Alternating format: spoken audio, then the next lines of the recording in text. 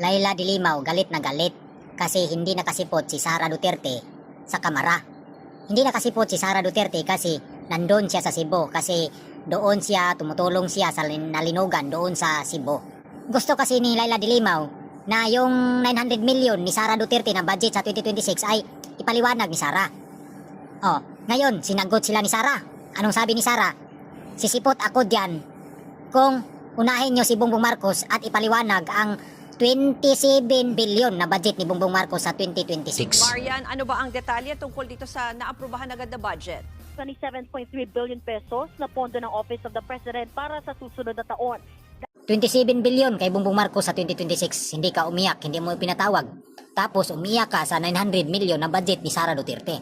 Kaya itong si Laila de Limaw, puro lang pamumulitika tong animal na to na amaw.